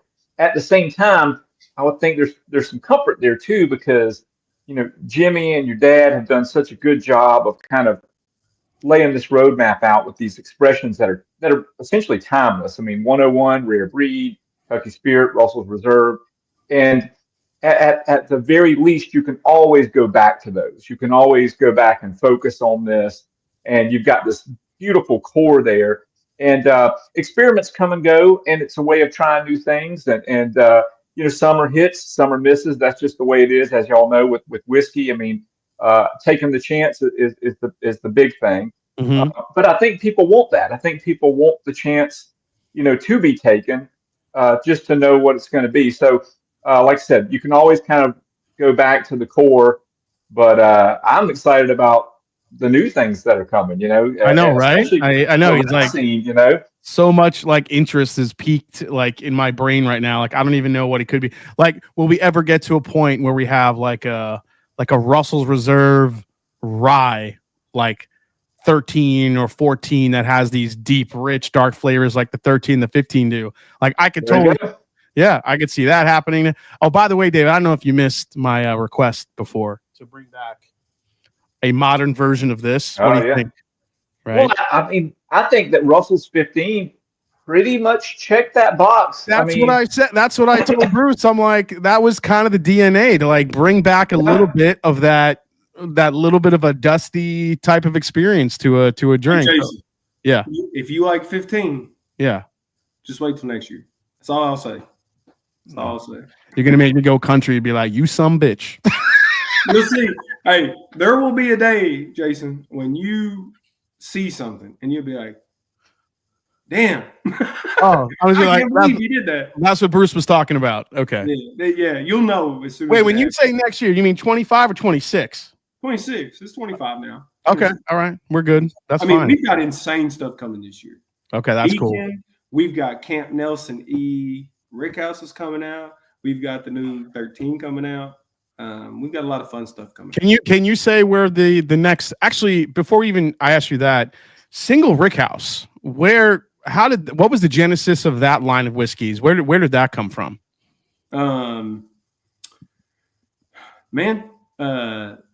That was a thing that we did in tandem as a blending team with our marketing folks. And so it actually came about because of you all. I mean, because of people that are in this chat, because of you and David. Our company finally realized, and I mean, this is something that they didn't know existed, that like whiskey nerds really care about location. Yeah. And they were like, why do people keep asking for Camp Nelson? Well, I mean, especially a lot of people keep asking for Yeah. G or K, and they realized there was something to this. Mhm. And so they came to us and were like, what if we blended stuff just from one of these locations? And of course, when we hear an idea that's like, yeah, no duh, we've been wanting to do this type of thing for a long time. That's exactly what we said. What a good idea. And as well as everybody that as far as the higher end bourbons are concerned, for a long time it's been coming from Camp Nelson. That's where the good stuff's at. Mhm. And so it just made so much sense to us to highlight this really special location, especially with the very first one being a Camp Nelson warehouse that no longer exists. And I think by the end of it, we'll probably do all 6 warehouses that were out there. And the thing that's so cool is every one of them has been so unique from the other, and we've got a few more we're working on. And if you're a fan of one, I've seen a lot of people. I like A, I like B, I like E, I like F. Well, we're probably going to get to all of them, hopefully, eventually, because that's what we want. Yeah. And then after that, we'll see. I would love to do, I don't know if we'll get to, but I would love to do something around G or K or B, Lord T. Like we have just so many warehouses that have put out. Yeah. So shifting it to a Tyrone Rickhouse. Yeah. Now we'll see if that happens, but there's just so many rickhouses that are very well known for very specific thing. I was explaining that to people today. Like, man, there are just certain places out there, like a Camp Nelson or like a Dietsville, that have this mystique to them that really do add to the overall experience when you're drinking a product. Yeah. Actually, good question, Devin. People have asked this before. I'm sure you might have gotten this question before. Will we see Russell's picks maybe at cast strength? If not, what's the mindset behind not wanting to offer that? It's a good question. I'm gonna be straight up honest with Devin. There's a lot of paperwork when it comes to barrel proof stuff. Mm-hmm. Every 10th of a proof point is another TTB paperwork. I don't have to fill out the paperwork, so it don't matter to me or you, Devin. Yeah. But there's somebody that has to do that. I will say that it's in the works, but it's been in the works that I know of for sure since, Lord, around the pandemic. And I've heard Dad say stuff even before that. Yeah. So I do think that it is coming sooner than later now with our private barrel line, like our single barrel line that we've got, and we have the ability to do variable proofs now. We're going to prove that with the 13. But I still think we're at least a couple years away from that. Yep. But our goal, and shouts out to Grant Wheeler. I don't know if y'all know who Grant is. He used to run the Knob Creek program over at Beam for the private barrels. He works with us now and does the back end. He does the hard work on the private barrels. I get to show up and be the hero. So Grant does the actual work. And me and Grant are both fighting tooth and nail with the company. You know, it's just a good idea for us to go barrel proof. So if you want barrel proof, Devin and group, keep being loud about it, because that does help us. You know, it shows the company that there is people that are passionate about getting that out there, and it'll just help us speed it up. Yeah, I think people love single rick house for sure. They just, I know people don't, they always kind of say the price is really high on it. And I get that part of it. Let's see, hazmat turkey incoming. I mean, I know you talked about how some of those barrels for the 15 were over 150 proof, right? Yeah, the highest proof barrels that I've ever seen went into 15. I love messing with people because they'll have like a Russell's 10. Mm-hmm. And then I'd be like, you try that 15. Which one of those you think have more water added to it? Well, it's always going to be the 15 because it drops down about 45 proof points. Yeah. There's a really high proof, good, tasty, in your face liquid out there at Camp Nelson. Yeah. And I'm going to keep trying to blend more and more of it into our products. All right. So this question keeps coming up. I don't know if you know anything about this. Have you heard of this buffalo turkey stuff that's been going around? Yeah, and I'll answer. I actually answered this relatively recently on Reddit on our bourbon. Oh, you did? Okay. Like, hey, there's a lot of people talking. Maybe I'd ability reach out like, hey, there's a bunch of stuff going on. Maybe you can just answer. So I'll answer because I don't think even our company understands what it is. Okay. I'd like to set the record straight so people I don't want anybody to be misled is the thing that I don't want. Yeah, I've heard about 100 different stories of actually what it is, but I would love to hear it from you. So I think this will be great for just everyone watching to hear. This will be great. So, of course. So there was a time in our history where we were, for one reason or another, worried about our ability to continue to make liquid. Mm-hmm. If you do the math, that's around the time we brought the new distillery online and all that stuff is going on. So that seems reasonable to me. Mm-hmm. We partnered up with Buffalo Trace to maybe make some whiskey for us. Now, that whiskey is not Wild Turkey whiskey, really, in any shape or form. It was made at BT. We did age that whiskey. So if you look at those barrels, they will have a stamp that says Wild Turkey, but they also have a stamp that says Buffalo. Mm-hmm. We didn't make it. So it's not Wild Turkey. It is a lot of it 14, 15, 16 years old. I've had quite a bit of it. Yep. I think it's awesome. It tastes like 15-year-old Buffalo Trace. It does. It's really sweet. And everything one that I've had, I'm like, this doesn't really taste like Wild Turkey to me. It's not us. And so somebody called it Buff Turkey. It is a weird thing. Mm-hmm. Because it was made, I'm positive, actually. I'm not going to act like I don't know. It was made using 75, 13, 12. Yeah. But they use their processes, they use their everything, their yeast. They don't have proprietary yeast like us, so they didn't do that. And so it's not Wild Turkey. It is a weird, cool thing, though. And it is, right? It's liquid, and some of them I've really enjoyed. So if you go in knowing what it is, that it's not Wild Turkey, it's this weird Frankenstein Buffalo Trace product, mm-hmm. then it's really cool. But unfortunately, because this always happens, I've seen a lot of people saying like, oh, this is Russell 15 juice, or oh, this is 15-year-old turkey. And I'm not just, I've said a lot of things. I'll tell the truth. It's not Wild Turkey. It's not the same stuff. We've not ever used that in any of our products. And it's not even that we thought it was bad. It was just so different than what we do. We didn't want to use it. So it's your mash bill. Yeah. But distilled by Buffalo, but I almost said Buffalo Turkey. Yeah. by Buffalo Trace, but it's all their process, their yeast strain, or that, because that was the little bit of a hiccup that I kept hearing, that it was it was the Wild Turkey yeast strain. No, it was Buffalo Trace's yeast strain. So I'm glad we got that cleared up, because it doesn't taste like Wild Turkey to me. It doesn't. Okay.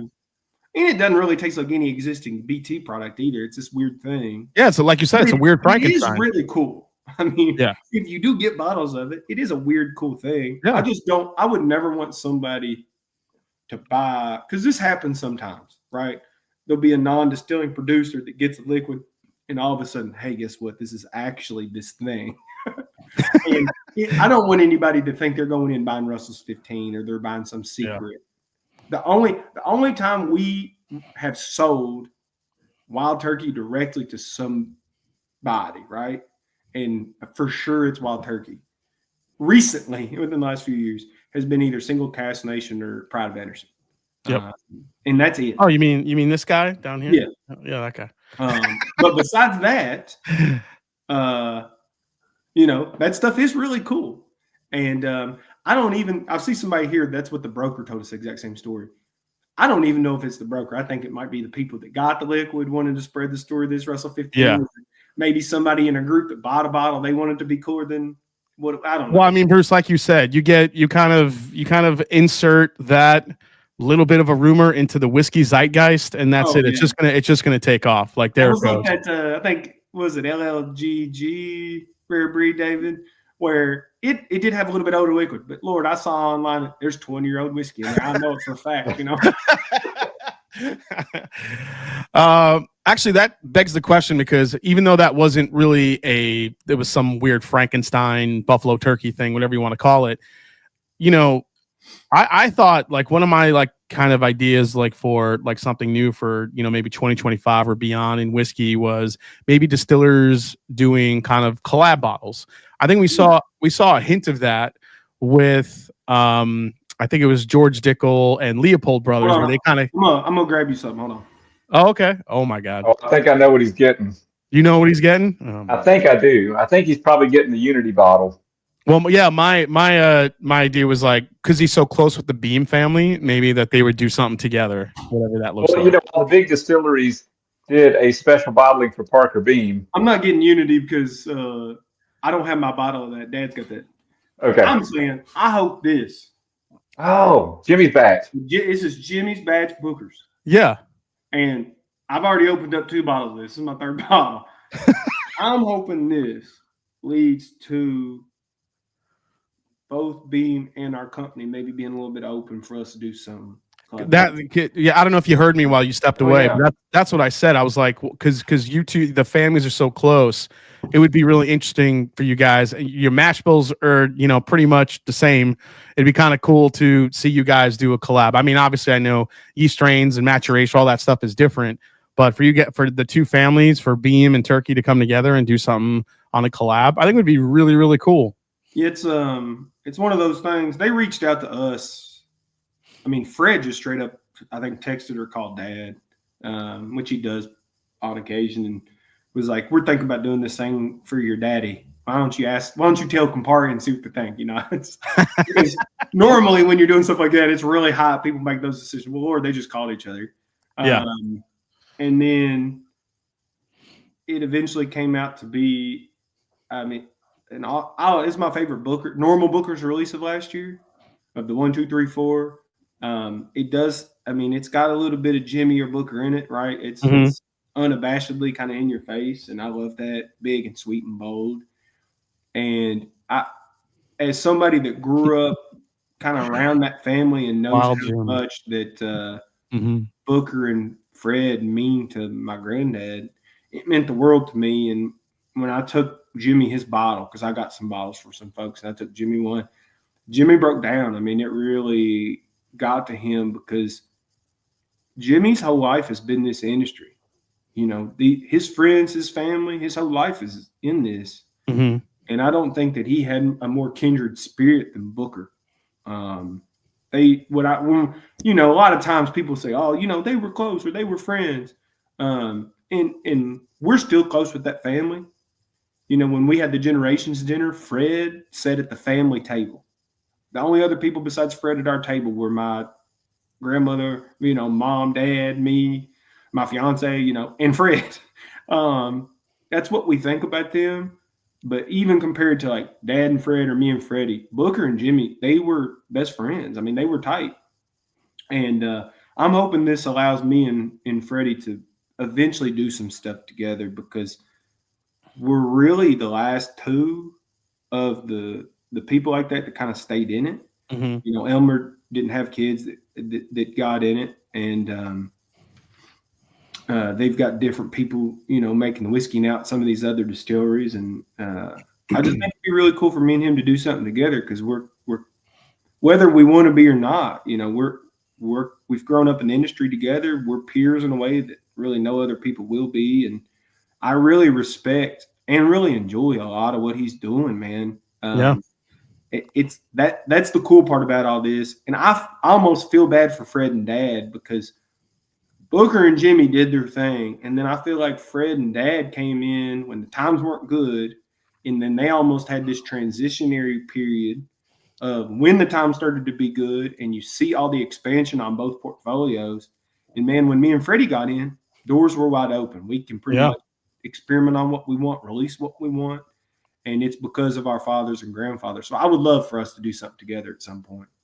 Yeah, that'd be. Yeah, Bruce, I do think that history will be kind to your dad and Fred, because if you think about some of the amazing expressions that have come out in their tenure, Booker's Rye, the non-15's my favorite whiskey of all time. You know that, David. That's right. That's right. And, Rye, yeah. And with your dad, you've got Russell's Single Barrel and Russell's 10. I mean, there's just so many cool things that each one of them did, even though the industry was kind of at a downturn. I guess Booker's Rye was kind of, as things were kind of picking back up. But, I think history will be kind to them and their legacy, because they made such fantastic whiskey, and those expressions are highly sought after. Think about like something like Russell's 1998. I mean, it really just doesn't get much better than that when it comes to bourbon. Probably one of the best bourbons ever bottled, certainly out of Wild Turkey. So yeah, history will be kind. But you guys, they did set you guys up. I mean, you're standing on the shoulders of giants, so that's a good thing. Yeah, absolutely. Well, actually, that's actually a good question for kind of, I know we've taken up a lot of your time, Bruce, and we really appreciate you just kind of coming on. I ain't got that going on tonight. It's too cold to go outside. I know, just, your time's valuable. Obviously, you want to keep it away from you hanging out with your dog and keeping yourself warm. So, right. As far as like, I know legacy, it's a tough word, especially in a family like yours, when there's just so much history with the Beam family, a lot of those different experiences and kind of mirroring each other. But, for you, as you're kind of going down this path, you're getting a little bit more being able, the doors are unlocking for you, it seems, each and every year. You get to try something new, try something different. Now you're the associate master blender now, and you have your hands in pretty much a lot of the limited releases now coming forward. As far as what you want or what you see, not only your legacy, but your family's legacy in the future, do you feel that pressure to kind of keep, to David's point, I don't think we'll ever have a problem appreciating exactly what Jimmy and even Fred has done for the whiskey industry.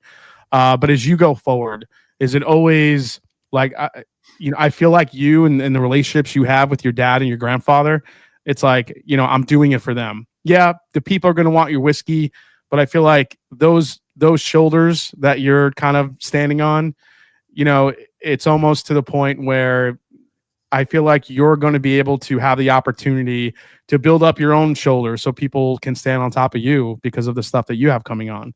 So what do you think about the future of your legacy? Man, I think I'm pretty much set up for success. There's a lot of good whiskey laid down right now. And it's really just going to come down to how me and the team at the distillery that I work with decide we want to put that whiskey together. I think Freddie's going to be kind of similar. I think our legacies are going to be very closely tied to our grandfathers. Yeah. If you know Jimmy, Dad, me and Jimmy are a lot more similar in a lot of ways. We have a lot more similar personalities. We like the same types of whiskey. And so when it comes to what my legacy is, I want my legacy to be, I put out no frills whiskey. I just want to put out whiskey that tastes good. I mean, that's it. Let everything else, figure out. And I'm set up for success because we've got awesome stuff that's been laid down 15 years ago, 10 years ago, 8 years ago, 1 year ago. And I think Wild Turkey, as far as the quality of the products that are coming out, I just think it's going to continue to get better and better and better and better. It seems difficult when you put out products like 13 and 15 and Russell's 98 and the Masters Keep series, and I could go on and on and on. Generations, single rick out. But, man, I think it gets better. I do. I think we're at this point now where we've really nailed down that new distillery years ago. The whiskey agent is as good as it was at the old distillery.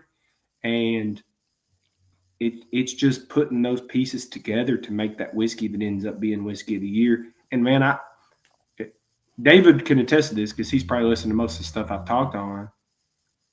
I called whiskey of the year 2 years, I think, before Russell's 15 came out. I said we've got whiskey of the year in 2024 because I tasted it in the lab, and I'd never tasted whiskey that good in our lab. And, man, I think there's whiskey that is at the same quality. Now, I don't know if everybody liked it as much as I did 15, but I think we've got stuff that's the same quality coming multiple times in the next handful of years. I just think we're – and I don't want to take credit for everything. It's something I want these people to know. And I know both of you know because you've been around distilleries. My name will be on bottles going forward. And Dad's name's been on bottles, Jimmy. We're not the ones that are making the whiskey, right? We're probably key to what ends up in that bottle. But we've got hundreds of union employees that work at our distillery. We've got teams of blenders and teams of R&D people. And, those are the people that make your whiskey. Are the people that get up and are at work at 6:30 in the morning and rolling barrels. And so in this whiskey industry, I want people to keep those folks in mind with the whiskey industry now and going forward. Right. Yep. I love the fanfare that we get. And trust me, my job's awesome. But there are a lot of people that come to work every single day and bust their butt and help us make that whiskey. And they don't get any credit. So, I want to give them a shout out because they're awesome at their jobs. And that's going to make my job really easy. I mean, that's absolutely true. You see it all the time. You see guys rolling barrels. You see just so many different people are part of the whiskey making process that, like you said, you guys are the face of it, but there's a lot of people, behind the scenes that don't get the credit. It's like a whiskey, Willy Wonka chocolate factory. That's right. There's some great shit coming out of it, but you don't really know who's working on it until you get behind the scenes and all the work that goes into it. Hey, don't forget that, Jason. If you act up, them Oompa Loompas will come and take you away. I'll remember that next time I'm doing a pig with you, man. Oh man. Let's see. Actually, some quick one-off questions for you before we call it a night. What's been your favorite, whether you were a part of it or you weren't, what was your favorite ever Wild Turkey release? Whether it be a standard, a limited edition, a Master's Keep, what's been kind of your favorite release that you think? Donut. The donut bottles. Yeah, I'm not sure if all of them are the best whiskeys ever released, but it was so unlike Jimmy to put out a single barrel proof. He's Mr. Consistency. Not one of them is consistent. It was just such a cool release to me. It's probably my favorite turkey thing we've ever done. David, you have a question, so you grab a bottle. I do. I have a request, and then I have a question. The request is, I would love to see another product like Forgiven and Unforgotten. I think that Unforgotten is probably the most underrated Master's Keep there is. I couldn't agree more, David. I polished off my bottle. It's gone, and I'm kind of sad about it.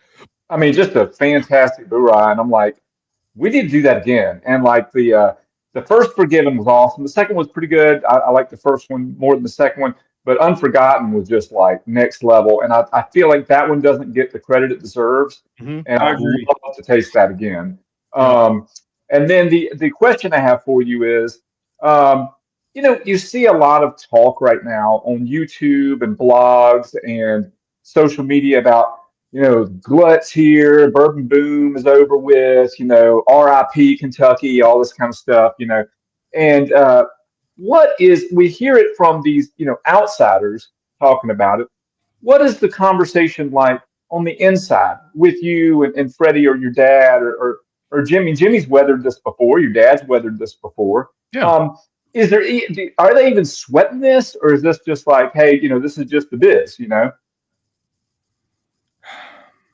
This is tough because, this is the type of thing they want me to be careful how I answer. Oh, okay. Well, I mean, I don't want to put you. Yeah, this was a. This Well, was I a mean, I'll tell you as much as I can. I know this. Yeah, this was kind of a no-fly zone question, but Bruce, you could. I'll tell you what I can. I will say, what we're focused on, and I think what most people like us are focused on, is just continuing what we know how to do. I can't, and nobody in the industry can control the whims of the consumer and the way the economy works. So we've got our heads down. We're focused on making the best whiskey we can, and there's going to be a whole lot of really good whiskey out of Wild Turkey. What I want everybody here to understand, because I've just seen some sentiment out there with some folks that are like almost taking pleasure in the downfall of people. Yep. Yeah. And let me tell you something: the people that are hurt in any industry, and I'm not saying times are bad because I don't think times are bad, because there's awesome whiskey out there to drink. But if times are bad for any industry, it's never the people at the top that are hurt. It's people that work 9-to-5 jobs that are normal folks. So, just keep that in mind. That no matter what happens in our industry, when times are good, it's good because there are people that get jobs. When times are bad, it's bad because those people lose those jobs. And these are just normal people in Kentucky. I just want people to keep that in mind when they're, because I've seen some stuff online that I didn't like too much. Yep. Yeah, I totally agree. I think David, I know you kind of surf the interwebs like I do. I think there's a lot of doom and gloom sentiment out there, almost to the point where people are almost using it to get clicks and whatever like that. Sure. Because if you think about it, the rumors of our demise are greatly exaggerated. Yeah, like I have a video coming out about it, but it's really to dispel and kind of like my read on what's actually happening, not just all the doom and gloom stories that are out there. So I'm actually really looking forward to finishing that up. But yeah, I mean, listen, there's ebbs and flows, like Bruce said, as long as you just keep making great whiskey. But I think that was a great call out by Bruce to think about the people that are not the higher ups, the ones that are breaking their ass every day, that are, that could be struggling. So yeah, and this is an American industry. Yep. If we don't have many things that we can call our own, right? We kind of steal everybody else's thing and then do our own twist. But bourbon is our thing, and so it's good for my home state that needs economic help. It's good for our country. So keep drinking bourbon, and guess what? We got a lot of cool stuff on the way. So ain't no doom and gloom here, brother. And I'll just say this: I've never called up my buddies to come over and chew some gummies. That's right. Yeah. That's all I'll say. And with that, Bruce, I want to thank you so much for hanging out tonight, dude. Cheers! I killed my bottle night, so I did what I Yes. All right. This was a long time coming. I'm so glad to have you on, and thanks for all the information, the conversation. I think you've shown not only just being a really cool guy and the times that we've talked together, but you being a great leader. I love that you lifted up your team several times here, and I think that's that being a great leader it's only going to show in the best whiskey that we're going to be tasting coming soon from Wild Turkey. So thank you very much. I appreciate it. Absolutely. Oh, really quick. I know everybody likes to know, because I usually ask people this question. Bruce Russell, what is your ultimate peanut butter and jelly sandwich? When you want to make peanut butter and jelly, how do you make it? What type of bread? What type of jam, jelly, preserves, crunchy, creamy peanut butter? Give us the deal. Peanut butter and jelly. Yep. I know. I like crunchy peanut butter usually. Okay. PB&J for some reason I like smooth. we got a little Amish store down the street from the down the road, about 10 miles away from the distillery, called Country Cupboard. Shouts out! I'll give them a plug. The Amish store, man, they got good preserves there. So I usually try to go for blackberry preserves. Blackberry preserve. Okay. And then, I don't know everywhere else, but I grew up eating butternut bread, so that's my brand. Wait, what is? Oh, butternut is the brand? Yeah, it's the brand, butternut bread. Okay. Yeah, that's my go-to. Do you like it toasted or untoasted? In Jif. Don't give me none of that weird, overly sweet Peter Pan or whatever. All right, so it's creamy Jif, blackberry preserves, butternut bread. Yes, and if you don't cut it diagonally, I think you're a psychopath. It gives you more sandwich somehow. I don't know how the physics work, but you get more sandwich if you cut it diagonally. Somehow you get more sandwich. Okay. Ooh, yeah, it's better that way. All right, Bruce. We will let you go. Thank you so much for coming on, and I'll probably see you real soon. Another barrel pick, buddy. Yeah, it'll be good to see you. Cheers, y'all. Thanks for having me. Cheers, Bruce. Cheers, Bruce. Good to see you. Appreciate you, man. David, you want to stay on for a little bit? Sure, man. I've got some time to kill. Yeah. So really good question. I wasn't really sure if I was going to be able to bring that up, but I'm glad you asked it, because it was kind of one of those, to kind of get his perspective, someone that's on the inside, like you said. That was a great question. Well, I was just really more for the mood. Like, what's the mood? I definitely don't want to have to put somebody through the ringer of giving me some statistics and financials and this kind of stuff. I wasn't really interested in that. Just more what the mood is. But it's great to hear that they're just going to keep steaming forward. I think that a lot of folks are blowing this out of proportion. Clearly we're still doing better than we did pre-COVID. I think COVID was a spike, and now we're seeing a correction to that spike. Yeah, exactly. And one thing I've noticed, and I'm sure you've noticed this too, is that subscriber counts for YouTube channels and social media accounts are only going up. So I mean, clearly there is a demand there. People are hungry for more content.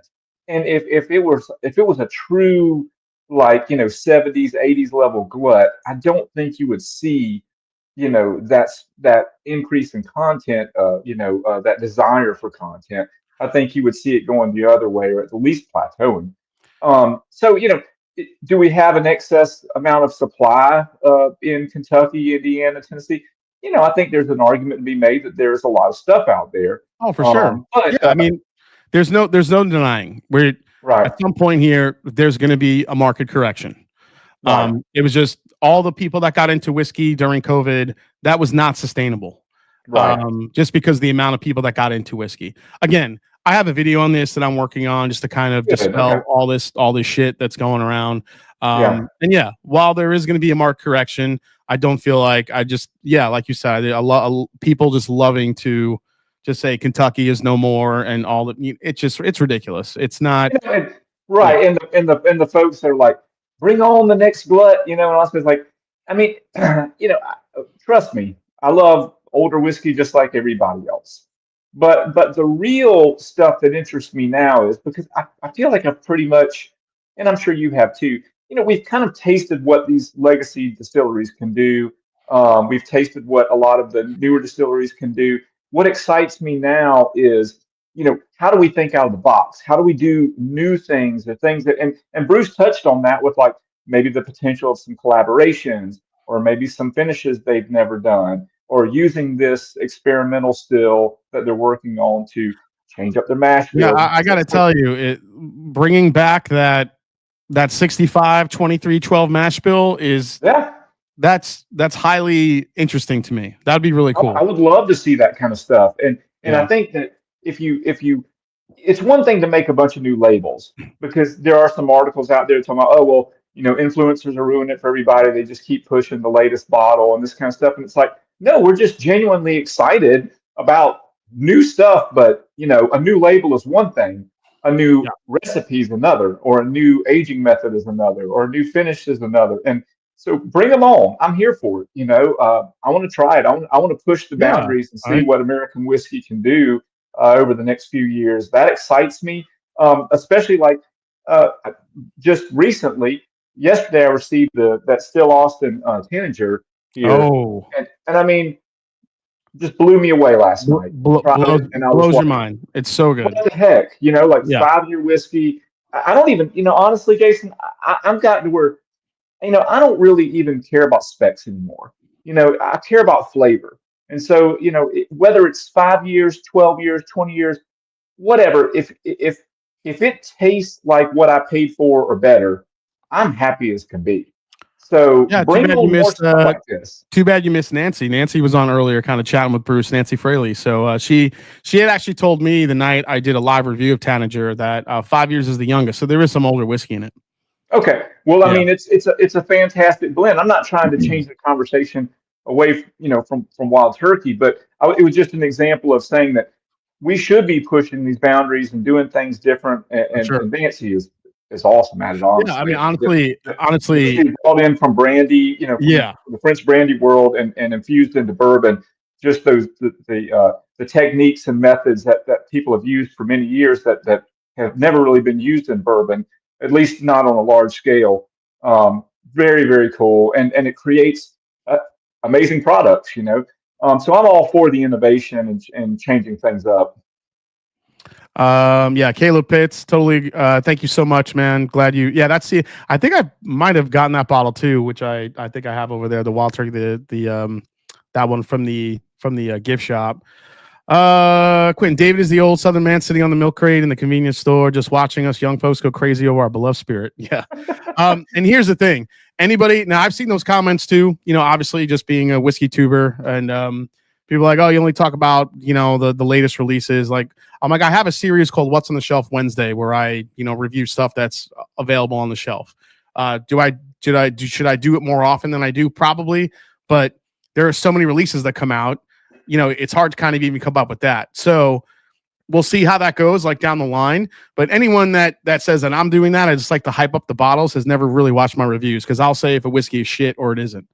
Well, really, it's to me, it's not so much about talking about new labels or pushing new labels. I think that as a content creator, you should be doing what you're passionate about and what you want to write about or shoot videos about or do podcasts about. If you're doing what you want to do and it excites you, the content is going to be good because you're putting your heart into it. Exactly. But if you feel like you have to do this other thing because people don't want to hear about the new labels, I got to talk. It's like, then what are you doing this for? Do what you want to do. And if somebody doesn't like it, then they can I'm sorry, maybe it's just not the content for them. And I've always thought like people that are just doing the videos like to get, they try to get a bottle, they get clicks, they get stuff. Yeah, there's something to that. There always will be. But if you're just doing it because you feel like you have to do it, then you're never going to give us what you really think of that whiskey. And that's just how I feel. So this should be on a t-shirt. Cut your sandwich diagonal, you're a psychopath. I'm just saying, David, you either want to make it first or I'm going to make it, because I think that's so. To me, if you cut the sandwich horizontally, you are a psychopath. Now, if you cut it down the middle or diagonal, I can live with either one of those. But if you cut it horizontally, something is messed up in your head. You need to do something with your life. Well, he said if you don't cut it diagonal, you're a psychopath. So. We'll have this debate later. I can live with people that go vertical, but if you go horizontal, you got something wrong with you. Yeah, smart people cut their sandwich diagonal, says James Simon. So this actually never really came up as far as like the whole making of the peanut butter and jelly. Diagonal versus just having it like normal. That's pretty interesting.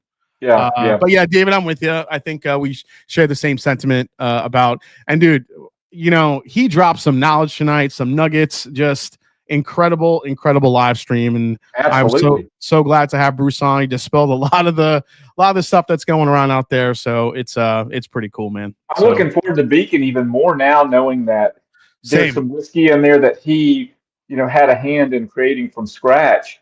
That's, to me, like, wow, what a story. That's cool. Like, yeah, I mean, again, going back to what I was saying about, people, you're just reviewing the next new thing. It's like, no, like, I'm excited about this shit. Like, this is like cool. Yeah, going off the TTB, you would never know that story behind the bottle. So now, like, for me, I'm like, oh, Beacon, here we go. He's the next Master's Keep. But now hearing about it, I really want to try that whiskey. Absolutely. So, yeah. Yep. And then, I mean, who knows where the rice, is going to go? Because if you think about it, you went through kind of like a brief history of the rye. Yep. But if you look at the grand scheme of things, there really hasn't been that many rye expressions from Wild Turkey. I mean, compared to the bourbon, it's like, Oh very, yeah, very few. we were talked about that a little bit. Like, man, Right. would love to see like a barrel proof, high age statement, just dark as shit rye whiskey. That is just a flavor bomb. And I know Wild Turkey is capable of that. That we're going to see that at some point. Well, also think about this. We've had some pretty cool finishes with turkey. Mhm. I mean, Revival is one of my favorite Wild Turkey. That's why I brought that up while you were on. Like, That's why I brought that up while you were on. Yeah. I mean, to me, that's like one of the best turkeys ever bottled. Okay. And that is a very, very special product. But there's been no finished rye. I mean, Unforgotten, which was a blend, they with bourbon, they put it in ex rye barrels, but there hasn't been a finished rye yet. And as you know, rye more often than not tends to create a finished product better than bourbon. I mean, Absolutely. just generally speaking, not Yeah, generally speaking, a it, rye will take a finish a little bit better than a bourbon does. Yeah. right. So just, I mean, the possibilities are limitless here. Yeah. So I think that there's probably going to be some pretty cool stuff in the 5-10 year range, like Bruce was talking about. I would love to see. I know that we probably won't see it exactly like it used to be, but I would love to see something like like a Kentucky Spirit bottle, the glass, come back for something special. I'm telling you, man, if Wild Turkey does some of those throwback bottles, it'll go crazy. Yeah. Before you jumped on, Bruce was kind of touching on that when I kind of brought up the cheesy gold foil, and he kind of said something interesting. He's like, you know what? He's like, we couldn't do a 12-year now like we did back then, because our 8-year, 9 years tastes like 12 years to some extent. So we would have to. He's like the trick would be trying to get like that 15 profile into like a 12-year product or something along those lines. So yeah, I'm really looking forward to what he has cooking. Bruce is probably one of the best people I've ever met in whiskey, and I was just so happy to have the conversation for not only for us but the audience. Really getting to kind of for those of you out there that have watched tonight that have not really talked to Bruce. I mean, that's who he is. He's authentic as it gets. When you talk to him at the Rick House, that's what he is going to give you, his 100% honest opinion and reaction. And that's, I think that's what we respect him for so much. And that's why we love Wild Turkey. So absolutely. And y'all give him a follow on Instagram. I believe his handle is Russell's Rye Guy. Yep.